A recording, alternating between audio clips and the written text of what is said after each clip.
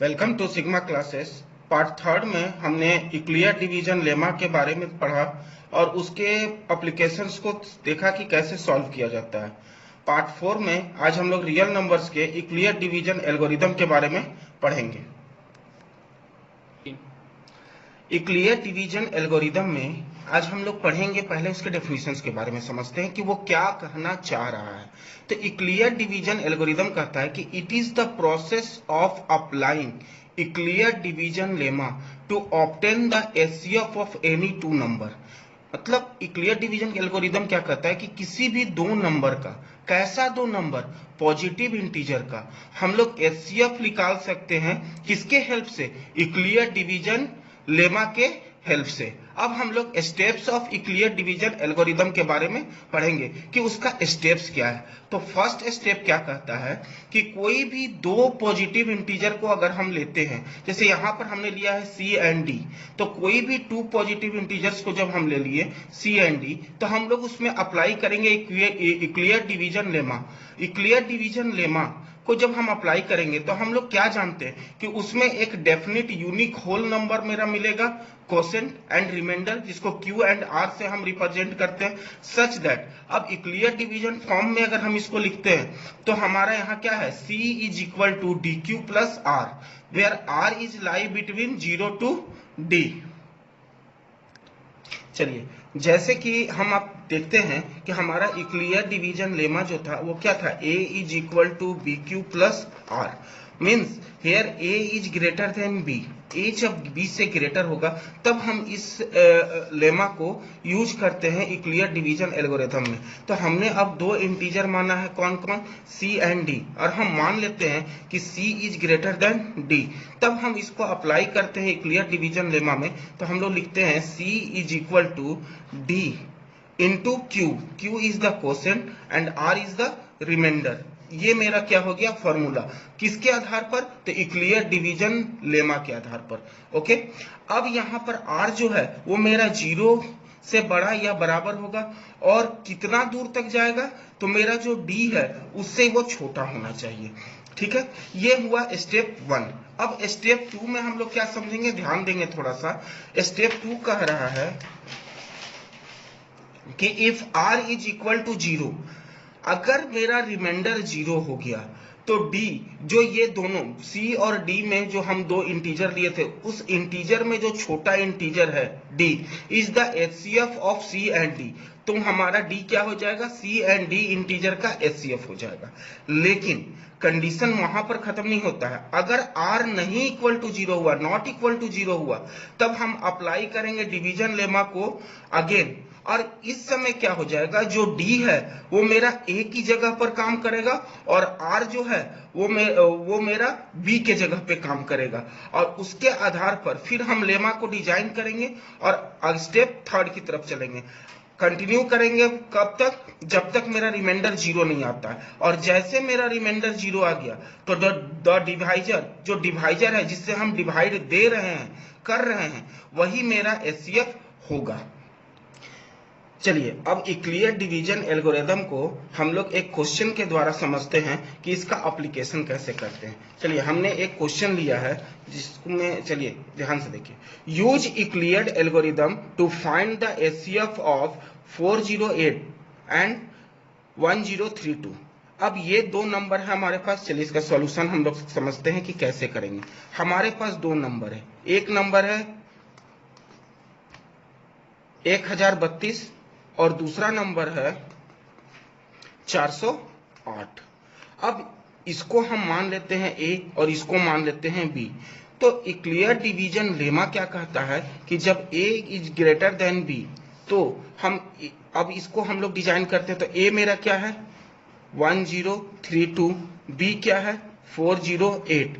अब यहां पर निश्चित रूप से एक मेरा क्वोशेंट होना चाहिए, जिसमें हम मल्टीप्लाई करें तो मेरा इतना होना चाहिए। अगर ये 408 1032 को पूरी तरह से भागा दे देगा, तब तो मेरा रिमाइंडर क्या हो जाएगा, 0 हो जाएगा। अगर रिमाइंडर 0 नहीं बचता है तो फिर हम क्या करेंगे, आगे प्रोसेस को कंटिन्यू करेंगे। तो ये मेरा स्टेप क्या हो गया, स्टेप 1 हो गया। स्टेप 1 क्या कह रहा है कि 1032 को हम 408 से भागा देते हैं। तो 1032 को जब हम 408 से भागा देते हैं तो इसको 2 बार में देते हैं तो कितना हो जाएगा 816। 816 हो जाएगा। जब 2 से हम क्या करते हैं 408 को मल्टीप्लाई करते हैं तो मेरा 816 आ गया। अब इसको जब माइनस जब 216 बचेगा तो 216 मेरा क्या हो जाएगा रिमाइंडर, और यहाँ 2 क्या हो गया मेरा कोसेंट। जब रिमाइंडर मेरा कितना हो गया 216 और कोसेंट क्या हो गया 2, तो हमको पुट करेंगे तो यहाँ पर 2 से इंटू करेंगे, रिमाइंडर कितना बचेगा 216। अब ये मेरा फर्स्ट स्टेप हो गया। अब हम लोग चेक करेंगे क्या रिमाइंडर मेरा 0 के बराबर है, तो यहाँ पर नहीं है। इसका मतलब अब हमें स्टेप 2 का काम करना होगा। अब स्टेप 2 में क्या होगा, तो यहां देखिए ध्यान से। अब यहां पर जो D है और मेरा जो R है इसके बीच में वर्क होगा। तो वर्क होगा तो अब हमको ध्यान से देखना है कि D जो है वो मेरा क्या काम करेगा डिविडेंड का, ठीक है, और R मेरा क्या हो जाएगा डिवाइजर। तो चलिए अब फिर हम लोग प्रोसेस को आगे बढ़ाते हैं। तो यहां पर अब D मेरा किसका रोल प्ले करेगा A का, और R मेरा किसका प्ले करेगा B का। तो यहां होगा 408 इज इक्वल टू 216। अब जब हम लोग सेकेंड स्टेप में 408 को 216 से जब डिवाइड करते हैं तो ये कितने बार में जाएगा 1 बार में, तो 216। अब कितना बचेगा 192। अब यहाँ 192 जो है वो मेरा रिमाइंडर हो गया और 1 क्या हो गया वो कोसेंट हो गया। तो जब सेकेंड स्टेप में डिजाइन कर रहे हैं तो 216 को हम 1 से मल्टीप्लाई करेंगे। चलिए तो मेरा रिमाइंडर कितना बचेगा 216, उसको हम लोग ऐड कर देंगे। क्या हमारा जो रिमाइंडर है वो 0 आया? नहीं आया। इसका मतलब ये स्टेप आगे कंटिन्यू करेगा। अब जाएगा स्टेप 3, क्योंकि डिवीजन एल्गोरिथम जब हम पढ़ रहे थे तो उसमें कहा हुआ था क्या कि जब तक रिमाइंडर 0 ना हो जाए इसी प्रोसेस को हम आगे करते जाएंगे। चलिए थर्ड स्टेप में क्या होगा, मैंने हम मिस्टेक से लिख दिया है, यहां पर होगा 192, क्योंकि हमारा रिमाइंडर 192 बचा था। अब 216 जो है वो मेरा A का काम करेगा और 192 B का काम करेगा। तो 216 इज इक्वल टू 192। अब 216 को हम जब डिवाइड करेंगे किससे, 216 को हम डिवाइड करेंगे 192 से, तो मेरा कितने बार में जाएगा 1 बार में। अब यहाँ कितना बचेगा 192। इसको जब सब्ट्रैक्ट करेंगे तो बचेगा मेरा 24। अब 24 मेरा रिमाइंडर हो गया और 1 हो गया मेरा क्या कोशेंट। तो इसी को जब हम डिवीजन लेमा में हम इसको कंप्लीट करेंगे तो क्या होगा 216, मतलब 216 बराबर 192 गुने 1 प्लस 24। यहाँ 1 हो जाएगा कोसेंट और 24 हो जाएगा रिमाइंडर। क्या रिमाइंडर 0 हुआ? नहीं। तब हम लोग फिर अगेन स्टेप 4 में जाएंगे। स्टेप 4 क्या कहता है कि अब यहाँ पर A का रोल कौन प्ले करेगा 192 और B का रोल कौन प्ले करेगा 24। चलिए 192 इज इक्वल टू 24। अब 192 को अगर हम लोग 24 से डिवाइड करते हैं, 192 को 24 से हम डिवाइड करते हैं तो यहाँ पर हम लोग क्या कर रहे हैं 192 को 24 से डिवाइड कर रहे हैं तो ये 8 बार में जाएगा और 192 आ जाएगा और ये कंप्लीटली कट जाएगा। अब यहाँ पर देखिए रिमाइंडर मेरा क्या हो गया 0, मतलब रिमाइंडर तो कुछ बचा नहीं। कोसेंट क्या हो गया 8।